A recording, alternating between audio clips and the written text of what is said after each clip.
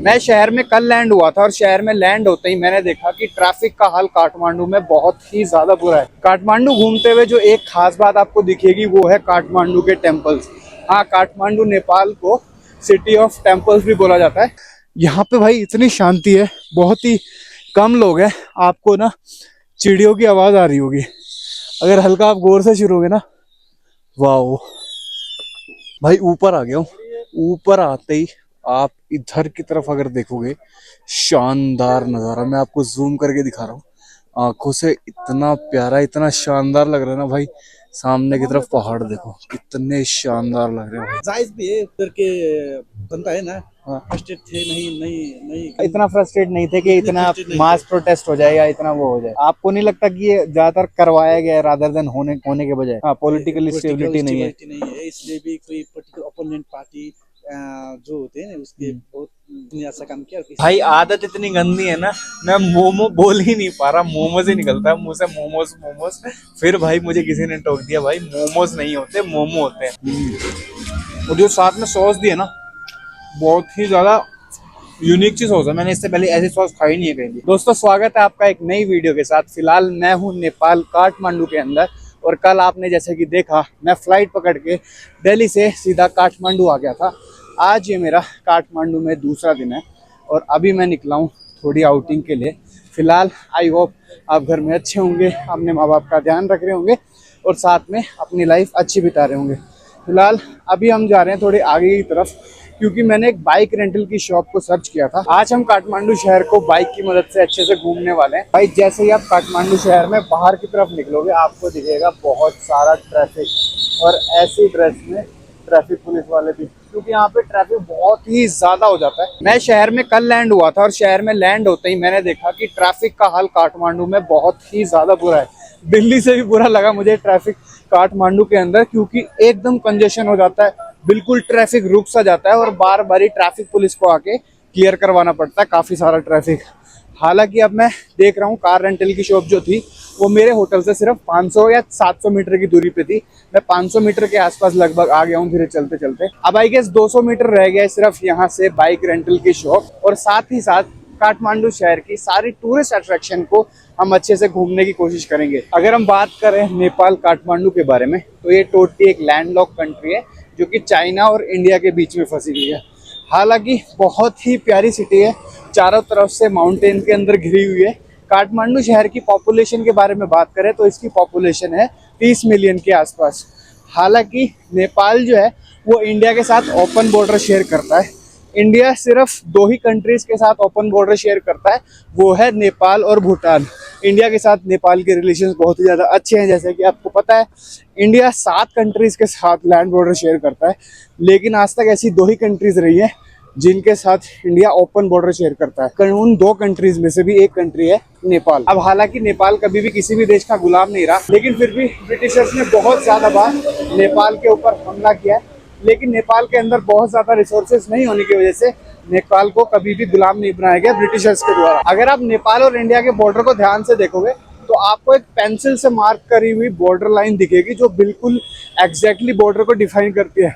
लेकिन ये border Mahakali river से डिफाइन होता है, जो कि इंडिया के उत्तराखंड से शुरू होकर बिल्कुल एंड तक सिक्किम के पास तक जाती है। ट्रांसपोर्ट बहुत ही ज्यादा सस्ता है भाई, और आपको ऐसी बसेस हर जगह चलती हुई दिखेंगी।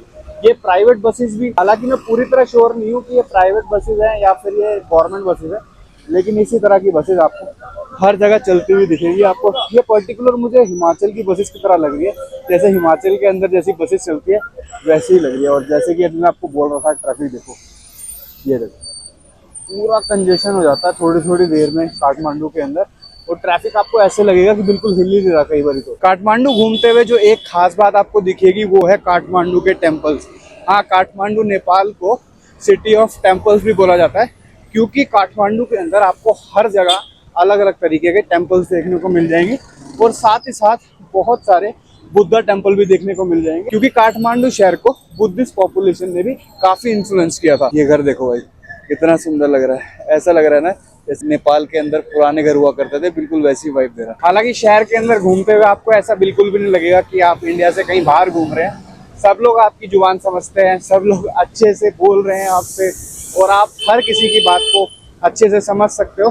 तो मोर ओवर आपको वाइफ इंडिया वाली मिलेगी। भाई मैं पहुंच गया हूँ बाइक रेंटल शॉप पे। मेरे पीछे की तरफ है लामा ऑटो एंटरप्राइजेस। अब ये भाई बैठे हैं पीछे की तरफ। इन्होंने मुझे बोला कि हाँ यहाँ पे मिल जाएगी, लेकिन जो बाइक दे सकते हैं वो यहाँ पे नहीं है। वो 10-1 मिनट में आ रहे हैं। अभी फिलहाल इन्होंने फोन किया है, तो देखते हैं कितनी देर में वो आएंगे नहीं आएंगे। कितनी देर में आ जाएंगे वो? थोड़ी देर में आ जाएंगे। आपका क्या नाम है? सागर। सागर नाम है। अंशुल। आप यही नेपाल से? मैं दिल्ली से। बहुत बढ़िया। घूमने के लिए आए भाई। भाई वहां तो बाइक रेंट पे नहीं मिला, लेकिन अब मैं निकल गया हूँ ज्योति भवन की तरफ। सागर भाई ने बात कर लिया वहां पर हमें बाइक रेंट पे मिल जाएगी। तो मेरे फोन में इन ड्राइव और गैंग को पता नहीं चल नहीं रहा था, तो सागर भाई ने इन ड्राइव से एक स्कूटी बुक कर दी है। अब जल्दी से इससे पहुंचते हैं हम। रुक जा भाई। अब जल्दी से इससे पहुंचते हैं हम ज्योति भवन। वहां पर एक भाई का नंबर मेरे पास ऑलरेडी आ गया, उससे सीधा जाके बात करनी है और वो हमें दे देगा बाइक रेंट पर। तो भाई नेपाल की गलियां, मैं हूँ इंडिया से। आप कहाँ से हो? आप काठमांडू से ही हो? आपका नाम?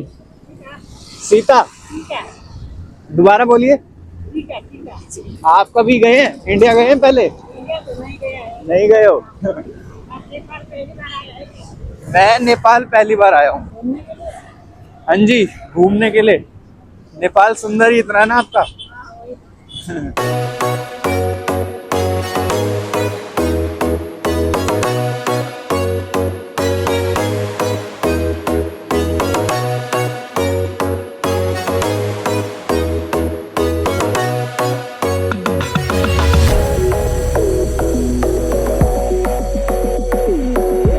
भाई मैं पहुंच गया हूँ ज्योति भवन। सामने है मेरे ज्योति भवन और अभी आपने मुझे यहाँ उतारा है। अभी जल्दी से ट्रैफिक हल्का सा क्लियर होगा तो पार करेंगे, ज्योति भवन की तरफ चलेंगे।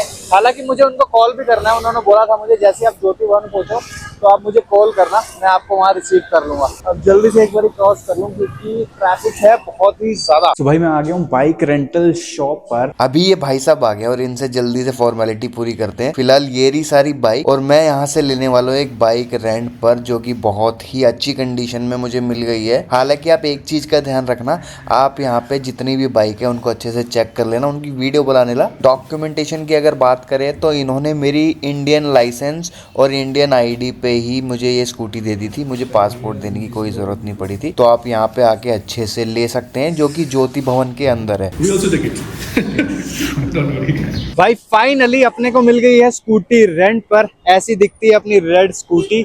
सामने की तरफ है पेट्रोल पंप। यहाँ से मेरे ख्याल से अराउंड 3 से 4 किलोमीटर डिस्टेंस पे है पेट्रोल पंप।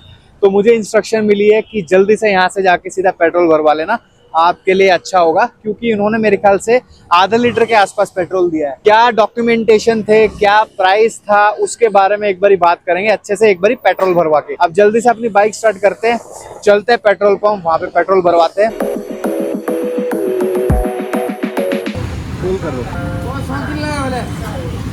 भाई 4 किलोमीटर की राइड के बाद मैं पहुंच गया हूँ वापस अपने होटल। और बाल अवॉइड कर देना क्योंकि बहुत ही ज्यादा बुरे हो गए।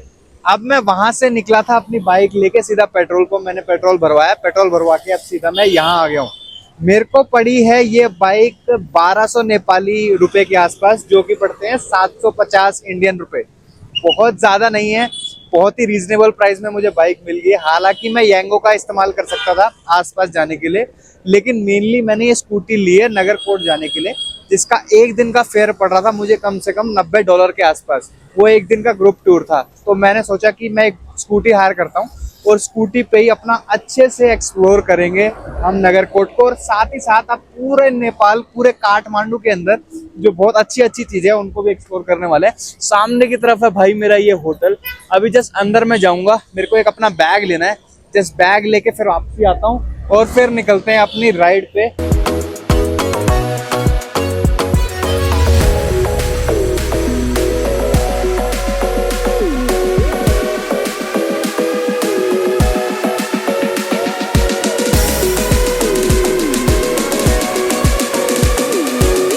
भाई मैं हूं अभी नगरकोट विलेज के आसपास, जो कि काठमांडू से लगभग 25 किलोमीटर की ड्राइव है।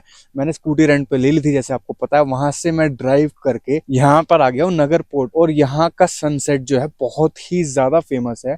आपको पूरी सिटी का पैनोरामिक व्यू मिलेगा, मैं आपको दिखा भी देता हूँ कितना ही सुंदर लग रहा है भाई यहाँ से पूरा व्यू। काठमांडू शहर के अंदर आपको कोई भी पहाड़ देखने को नहीं मिलेंगे, क्योंकि काठमांडू एक वैली है जो कि चारों तरफ से हिमालयन माउंटेन से घिरा हुआ है। मजा आ गया यार यहाँ पे। मैं अभी 15-20 मिनट से यहाँ पे खड़ा हूँ और इतना शानदार लग रहा है।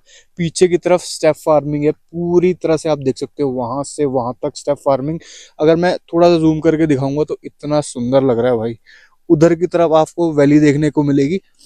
हालांकि अभी मैं थोड़ा सा और ऊपर जा सकता हूँ, लेकिन मैं आपको जूम करके दिखाता हूँ। इधर की तरफ पूरी वैली देखने को मिल रही है आपको। भाई मैं अभी हल्का सा ही ऊपर चढ़ा था और मुझे दिख गया एक प्यारा सा प्रतीक्षालय। जब आप ऊपर की तरफ आओगे ना इस रास्ते पे, तो आपको छोटे छोटे वाटरफॉल देखने को मिलेंगे, और भाई इतने सुंदर इतने प्यारे। हालांकि जब उनको आप क्रॉस करोगे ना तो इतनी ठंड लगेगी, क्योंकि पानी इतना ठंडा था, हल्की हल्की भाप भी निकल रही थी उस पानी में से, और अभी तो धूप हो रही है, तब इतनी ठंड लग रही थी भाई वहां से उसको क्रॉस करने में। अगर शाम का वक्त हो जाएगा तो भयानक ही वहां से ठंड लगने वाली है। अभी मैं फिलहाल पहुंचा नहीं हूँ अपने व्यू पॉइंट पे, लेकिन मुझे ये प्यारा सा बस स्टैंड मिल गया था, तो मैं सोचा कि आराम से 10-1 मिनट यहाँ पे बैठ जाता हूँ। पीछे व्यू एंजॉय कर रहा हूँ, बहुत ही प्यारा। भाई मैं पहुंच गया हूँ नागरकोट व्यू पॉइंट के पास। अब यहाँ से हल्का सा ट्रैक है, मेरे हाथ में आपको हेलमेट दिख रहा होगा। अब इसका कुछ भी नहीं कर सकते, क्योंकि पता नहीं स्कूटी का बूट नहीं ओपन हो रहा। मैंने कई बारी ओपन करके देखा लेकिन हो ही नहीं रहा। नीचे जब मैंने पेट्रोल भरवाया था तब भी हो रहा था, वहां पे जब स्कूटी लेते टाइम वहां पर भी हो रहा था, लेकिन अब नहीं हो रहा। पता नहीं क्या दिक्कत है, लेकिन कोई नहीं। अब यहाँ से हल्का सा ट्रैक करते हैं और ऊपर की तरफ चलेंगे, वहां पर मिलेगा हमें बहुत ही शानदार व्यू। यहाँ पे भाई इतनी शांति है, बहुत ही कम लोग हैं। आपको ना चिड़ियों की आवाज आ रही होगी, अगर हल्का आप गौर से सुनोगे ना। वाओ भाई ऊपर आ गया हूँ, और ऊपर आते आते सांस फूल गई। हल्का सा 2-4 दिन जिम छूट जाए तो सांस ऐसे फूलने लगती है जैसे पता नहीं क्या हो गया। एक छोटी सी सोवेनियर की शॉप। ऊपर आते ही आप इधर की तरफ अगर देखोगे, शानदार नजारा। मैं आपको जूम करके दिखा रहा हूँ, आंखों से इतना प्यारा इतना शानदार लग रहा है ना भाई। सामने की तरफ पहाड़ देखो कितने शानदार लग रहे हैं भाई। बेसिकली नगरकोट काठमांडू से 1 से 1.5 घंटे दूर छोटा सा हिल स्टेशन है, जहां पर ज्यादातर सारे लोग mountain view panoramic view enjoy करने आते हैं। जस्ट लुक एट दैट, कितना ही शानदार लग रहा है। और ये सनसेट और सनराइज एंजॉय करने आते हैं। साथ ही साथ भाई नगरकोट अपने बहुत ही प्यारे सनराइज और सनसेट और यहाँ के लोकल फूड और यहाँ की बुद्धिस्ट मोनेस्ट्री के लिए फेमस है। यहाँ पर आके आप आराम से 2 से 2.5 घंटे एंजॉय कर सकते हो। विलेज यहाँ से मेरे ख्याल से 10 से 15 मिनट की दूरी पर होगा। तो यहाँ पर व्यू एंजॉय करने के बाद आप नीचे जा सकते हैं, लोकल फूड एंजॉय कर सकते हैं। जायज भी है, कोई कोई इधर के होता है ना। हाँ। फर्स्टेड थे, नहीं नहीं नहीं कह सकते हम, फर्स्टेड थे ऑब्वियसली, बट इतने ज्यादा इतना दिन कोशिश करके इतना फ्रस्ट्रेट नहीं थे कि इतना मास प्रोटेस्ट हो जाए या इतना वो हो जाए। इतने नहीं थे मेरा ओपिनियन में। आपके ओपिनियन से तो आपको नहीं लगता कि ये ज्यादातर करवाया गया है रादर देन होने के बजाय? मेरे पास इसके तरह आइडिया कुछ भी नहीं है। जैसे जितना मीडिया में दिखाया गया उसके हिसाब से मुझे कहीं ना कहीं लगता है कि एकदम प्रोटेस्ट जब भी होता है ना, तो वो धीरे धीरे स्टार्ट होता है। यहाँ पे जो प्रोटेस्ट स्टार्ट हुआ ना, वो एकदम स्टार्ट हुआ और बहुत ज्यादा पीक कर गया 24 घंटे में। हाँ 24 घंटे में। तो मेरे को लगता है कि हो सकता है इसमें किसी बड़े और दिल्ली के अंदर क्या रूमर था, दिल्ली के अंदर रूमर ये रहा कि ये इसके करवाए जाने के पीछे CIA का हाथ है। ये भी कह सकते हैं, पहले ये रूमर्स रहा, ये रूमर्स भी था। और कुछ पोलिटिक्स पार्टियों ने भी ये होता है ना, हमारे पॉलिटिकल स्टेबिलिटी नहीं होता है, स्टेबल नहीं है ना। हाँ पॉलिटिकल स्टेबिलिटी नहीं है, इसलिए भी कोई पोलिटिकल ओपोनेंट पार्टी जो होते हैं उसके बहुत अच्छा काम किया। तो अभी भाई मेरी सागर भाई से बात हो रही थी, हालांकि उन्होंने मना कर दिया कि मेरा फेस मत दिखाना, तो मैं बात कर लेता हूँ। मैं उनसे बात कर रहा था कि पॉलिटिकल इशू जो हुआ अभी नेपाल में कुछ मेरे ख्याल से 2-3 महीने पहले, जितनी अनस्टेबिलिटी थी, एकदम मास प्रोटेस्ट हुआ नेपाल में। क्या जेन्युइन लोग इतने परेशान थे कि इतना बड़ा मास प्रोटेस्ट हुआ? तो भाई ने मोटी मोटी जो बात मेरे को बताई कि सबसे मेन जो रीजन था वो था कि सरकार का बोलना कि हम सोशल मीडिया बैन कर रहे हैं। हालांकि उन्होंने मेरे को बताया कि सरकार ने ये नहीं बोला था कि हम बैन कर रहे हैं। हम सिर्फ सोशल मीडिया कुछ टाइम के लिए बंद कर रहे हैं, क्योंकि जितने भी सोशल मीडिया प्लेटफॉर्म है नेपाल के अंदर वो रजिस्टर्ड नहीं थे, और सरकार चाहती थी कि यहाँ पर वो रजिस्टर्ड हों और ताकि सरकार को रेवेन्यू में अपना बेनिफिट मिले। लेकिन इसको किसी थर्ड पार्टी ने अपना इंटरेस्ट क्रिएट करके यहाँ पर प्रोटेस्ट स्टार्ट किए। जो भी प्रोटेस्ट स्टार्ट हुए थे नेपाल के अंदर, वो 24 घंटे के अंदर ही इतने ज्यादा फैल गए, और जितने भी प्रोटेस्ट स्टार्ट हुए वो ज्यादातर बड़े बड़े शहरों में हुए, पोखरा के अंदर, काठमांडू के अंदर, और भी जितने बड़े शहर रहे होंगे सारे प्रोटेस्ट ज्यादातर वहीं तक सीमित थे। गांव के अंदर प्रोटेस्ट इतना नहीं आया। तो ज्यादातर मुझे जो लगता है, और जो सागर भाई से भी मेरी बात हुई, यहाँ पर जो प्रोटेस्ट था वो किसी थर्ड पार्टी के थ्रू इनिशिएट करवाया गया, रादर देन यहाँ पर जनता ने जो जेनजी प्रोटेस्ट का नाम ले रहे थे सोशल मीडिया प्लेटफॉर्म पे, वो नहीं था। हाँ, भाई ने बताया कि अनएम्प्लॉयमेंट है और करप्शन के इशू थे, लेकिन वो पहले भी एग्जिस्ट करते थे। एकदम से सोशल मीडिया बैन की बात होने से इतना कोई बात नहीं हुई थी। भाई लुक एट द सनसेट।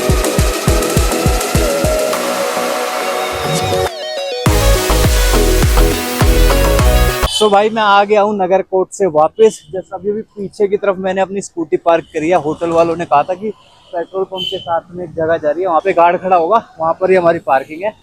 तो पार्किंग में खड़ी कर दी अच्छे से बाइक। भाई बाइक सेफ खड़ी करनी बहुत जरूरी थी, क्योंकि मैंने जो कॉन्ट्रैक्ट साइन किया है वहाँ पे, उसके अंदर लिखा था कि अगर बाइक डैमेज हुई या बाइक चोरी हुई तो सारा डैमेज आपको भरना पड़ेगा। तो इसीलिए यहाँ पर अच्छे से सेफली खड़ी कर दी है।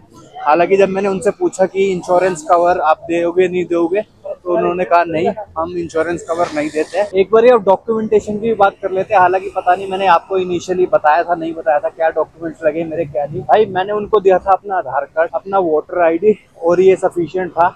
अगर आपके पास पासपोर्ट है तो आप पासपोर्ट दे देते हैं, लेकिन पासपोर्ट भी दे सकते हैं, लेकिन पासपोर्ट की कोई ऐसी नीड नहीं है। आपका अगर आपके पास आधार कार्ड है, वोटर आईडी कार्ड है और लाइसेंस भी है, तो आप बहुत ईजिली यहाँ पर बाइक रेंट कर सकते हैं। लाइसेंस आपके पास ओरिजिनल होगा तो काफ़ी बढ़िया रहेगा। मैंने तो डिजी लॉकर में भी दिखा के काम चला लिया था, लेकिन आप जहाँ से बाइक रेंट पे लेंगे पता नहीं वहाँ पे वो अलाउ करेंगे नहीं करेंगे। तो इस चीज़ का एक बार ध्यान रख लेना। बाकी सब सॉर्टेड है।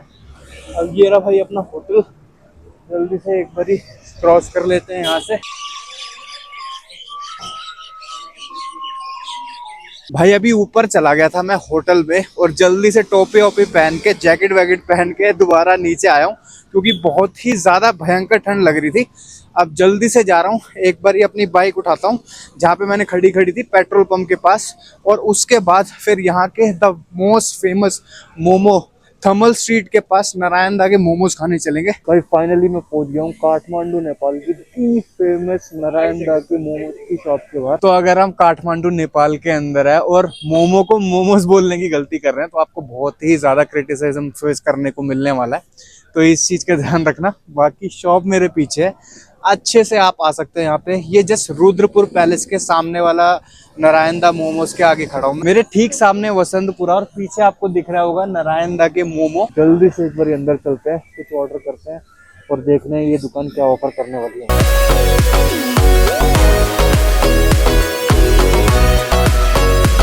Chicken breast momos sausage, which is the best one? One chicken momos done. भाई मैं शांति से बैठ गया हूँ यहाँ पर आके, और मैंने ऑर्डर कर दिए चिकन सॉसेज और चिकन मोमोज। हालांकि यहाँ पे बीफ मोमोज का भी ऑप्शन है, लेकिन वो तो मेरी चॉइस से ही बाहर है बिल्कुल। बीफ वगैरह तो मैं खा ही नहीं सकता। जैसे ही चिकन मोमोज आ जाएंगे उसके बाद मैं आपको रिव्यू भी दूंगा कि चिकन मोमोज है कैसे। यहाँ से जो वाइब है बहुत ही ज्यादा प्यारी है। सामने आप देख सकते हो वीरपुर पैलेस, और पीछे की तरफ है इतना प्यारा एस्थेटिक व्यू। भाई आदत इतनी गंदी है ना, मैं मोमो बोल ही नहीं पा रहा, मोमोज ही निकलता है मुंह से, मोमोज मोमोज। फिर भाई मुझे किसी ने टोक दिया, भाई मोमोज नहीं होते मोमो होते हैं। भाई पहले कोल्ड ड्रिंक मंगा ली थी, लेकिन उसके बाद मन कर गया चाय पीने का, तो चाय मंगा ली है, और साथ में आ गया अपना सॉसेज। भाई बहुत ही ज्यादा क्रंची सा लग रहा है, मजा आ गया खा के। और जो साथ में सॉस दी है ना, बहुत ही ज्यादा यूनिक ची सॉस है, मैंने इससे पहले ऐसी सॉस खाई नहीं है कहीं। तो भाई मोमोज भी आ गया, और मोमोज को सर्व करने का बहुत ही यूनिक तरीका है यहाँ पे। मोमोज है और मोमोज को सूप के अंदर डिप करके दिया है। मैंने आज से पहले कभी ऐसे मोमोज खाए नहीं है। अब एक बार ट्राई करेंगे कैसे मोमोज है कैसे नहीं। भाई बात करें अगर मोमोज के टेस्ट के बारे में, तो मोमोज का टेस्ट बहुत बेहतरीन है, लेकिन मैं आपको ये नहीं बता पा रहा एग्जैक्टली इसका टेस्ट है कैसा, क्योंकि आज से पहले कभी ऐसे मोमोज खाए नहीं है जिसमें पर्टिकुलर कोई सूप डाल के दे। हल्का बहुत सिरके जैसा तो फ्लेवर आ रहा है, और मोमोज का जो वैसे टेस्ट होता है वो तो होता ही है। भाई मैं आ गया हूँ अब थमल स्ट्रीट पर, जो कि काठमांडू की one of the famous party street है। फिलहाल अगर दिन में आप इस स्ट्रीट पर आओगे तो आपको ऐसा लगेगा बिल्कुल कॉमन सी स्ट्रीट है, रात को इस स्ट्रीट का माहौल बिल्कुल ही चेंज हो जाता है। और थमल स्ट्रीट अपने कैफेज और यहाँ के हुक्का बार और यहाँ के पब्स के लिए काफ़ी ज़्यादा फेमस है। तो अब जल्दी से चलते हैं, लुक अराउंड करते हैं इस स्ट्रीट को।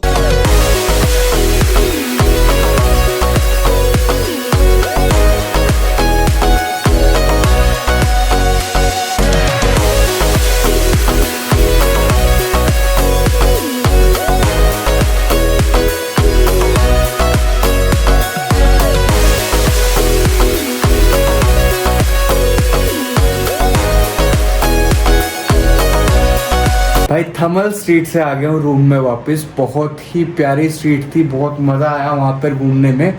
अब भाई बहुत ज़्यादा थक गया हूँ, क्योंकि आपको पता है सुबह हम नगर कोर्ट गए थे, वहाँ पे ड्राइव करके जाना और ड्राइव करके आना, फिर हम गए सीधा थमल स्ट्रीट पर, वहाँ पर थोड़ा टाइम स्पेंड किया।